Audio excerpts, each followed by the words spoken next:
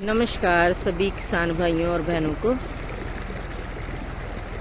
और इन दिनों फार्म पे बहुत रुझेवे होते हैं। इन दिनों में हेलस भी बनता है, हे भी बनाते हैं हम लोग, और साथ में जो है मक्की की बिजाई चल रही होती है। और जो गोबर होता है सारा फार्म के ऊपर पिटों में, वो सारा जाता है खेतों में। तो जिन खेतों में से हमने जवी का हे निकाल लिया है, तो ये सारा जो गोबर है उन खेतों में जाएगा। तो तकरीबन 1 एकड़ में 6 से 7 टैंकर जो गोबर है वो जाता है। और ये बड़ा पंप है, और ये जो सारी गोबर की स्लेरी है सारी खेतों में जाएगी। और ये बड़ा पंप जो है गोबर की स्लेरी को एक जान करके टैंकर में लोड कर देगा। और ये जो पंप लगा हुआ है उधर से गोबर को इधर वाली पिट से, ये साइड वाली पिट जो है उसका सारा जो गोबर है इधर आ रहा है बड़ी पिट में। ये पक्की पिट बनी हुई है।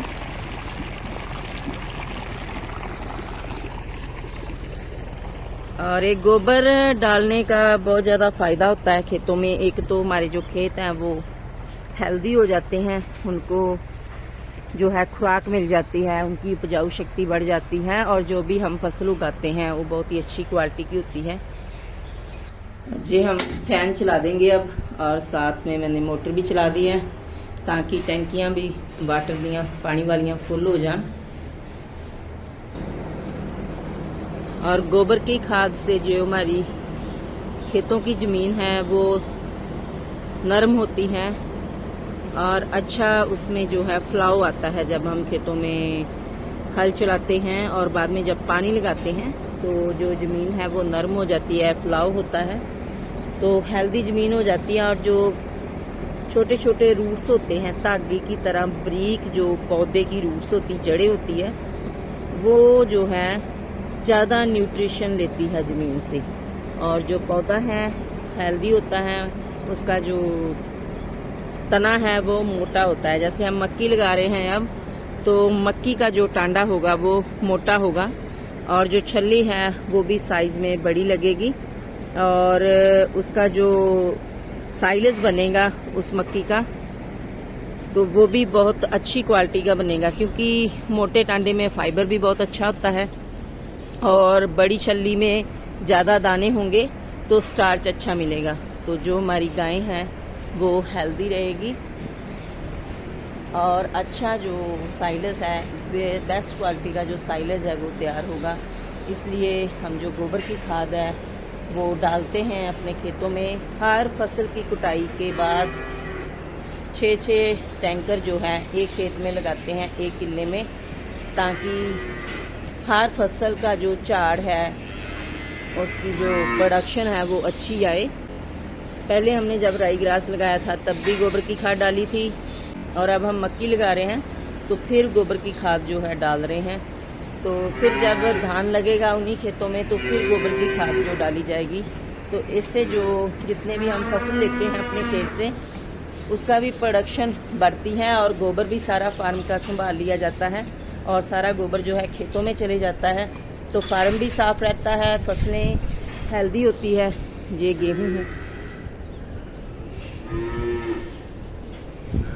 और साथ में जो है गाय के लिए जो भी पाउडर आता है, साइलेज आता है, वो भी अच्छी क्वालिटी का बनता है। इससे हमारे पशु भी खुश रहते हैं, उनकी सेहत अच्छी रहती है, हेल्दी रहती है, और अच्छा मिल्क परफॉर्म करते हैं।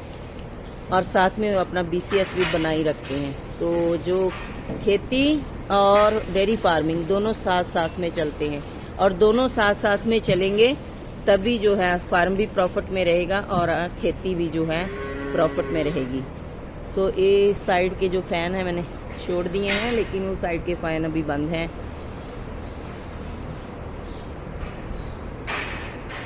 ये साइड है मक्की। तो अगर हम अपनी एग्रीकल्चर खेती को भी मैनेज कर लें, और उसमें हमें कौन सी फसल उगानी है, अपने डेयरी फार्म से रिलेटेड फसलें, जैसे हम ज़्यादा फॉडर ले रहे हैं खेती में, डेयरी की फसल लेते हैं, ग्रास लेते हैं, मक्खन ग्रास, और साथ में अभी लेंगे मक्की का साइलेज, मक्की लगाएंगे।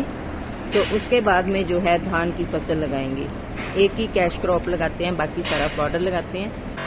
तो ये फार्म के अंदर मैं अराउंड लगाने आई हुई हूँ। तो गाय को देख रही हूँ कि जिन गाय की जो AI की डेटें लंघ गई है और ऊपर हो गए हैं उनके दिन, तो उनका ब्लड वगैरह निकाल के भेजेंगे लैब में प्रेगनेंसी टेस्ट के लिए। तो जब भी मैं फार्म के अंदर आती हूँ तो ये गम बूट डाल देती हूँ ताकि मेरे कपड़े और पाँव जो है गंदे ना हो। तो ये जो गोबर है ये भी बहुत ही बढ़िया है फसलों के लिए, क्योंकि इसमें गोबर और पेशाब दोनों मिक्स होते हैं। तो इसमें जो है अच्छे बैक्टीरिया होते हैं जो हमारे खेतों की ज़मीन को हेल्दी करते हैं। तो ये गोबर भी बहुत अच्छा है, इसमें पेशाब और गोबर दोनों मिक्स हुए हैं और स्क्रैपर के जरिए ये सारा इधर गटर में जाएगा और गटर से होते हुए सारा गोबर इधर पक्की पेट में चला जाएगा और पक्की पेट से ये सारा गोबर पंप के जरिए उठा के बड़े बड़े टैंकरों में डाल के इधर खेतों में चला जाता है। तो इसकी हमने की है सफाई, तो इसकी निकल रही है गंदगी, ये नई ठहरी थी और हमने इसकी यूट्रस क्लीनिंग कर दी है ये वाली गाय की। तो काफ़ी जो इसके यूट्रस के अंदर में से जो इन्फेक्शन है वो बाहर आई है। तो यूट्रस क्लीनिंग हम किस दवाई से करते हैं, कौन सी IU यूज़ करते हैं, इसकी वीडियो मेरे चैनल पे पहले ही बनी हुई है, आप लोग देख सकते हो। तो क्लीनिंग करने के बाद भी हमें जो है चेक करते रहना होता है ताकि हमें पता चल जाए कि कौन सी गाय की यूट्रस में इन्फेक्शन जो है कितनी बार आ रही है और कैसी आ रही है, पस वाली आ रही है, सिंपल आ रही है, या छोटी छोटी चिटकड़ी फुटकड़ी इन्फेक्शन जो है वो आ रही है। तो ऐसे जो प्रेगनेंसी के रिजल्ट हैं वो बढ़ते हैं, गाय ज़्यादा प्रेग्नेंट होती है क्योंकि हमें पता चल जाता है कि उसकी बच्चेदानी में कितनी इन्फेक्शन है और हमें कितने दिन तक IU है वो फिल करनी है, बच्चेदानी में कितनी देर तक हमें जो है दवाई जो है रखनी है। तो ये सब हमने चेक करना होता है। बाद में दोपहर को आके एक अराउंड जो है फार्म में लगानी है। तो ये वाली साइड से बहुत ही ठंडी हवा जो आ रही है तो इधर फैन की ज़रूरत अब नहीं है। तो सभी जो गाय हैं वो रेस्ट कर रही है। हमारी हीफर भी, ये हमारी हीफर जो है सभी प्रेग्नेंट हो चुकी है।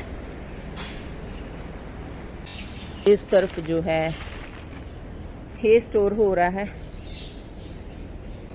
और 20 दिन के बाद ये जो हमारी मशीन है न्यू हॉलैंड की रिमूवर 38 चलेगी और ये ग्रास का हेलेज बनाएंगी, क्योंकि अब जो हम आने वाले कट हैं ग्रास के उसका हेलेज बनाने वाले हैं। तो हे हमने बहुत बना लिया है, तो अब हेलेज जो है वो बनाएंगे। हेलो ब्लैकी, और वीडियो हो गई है हमारी बहुत लंबी। Thank you for watching.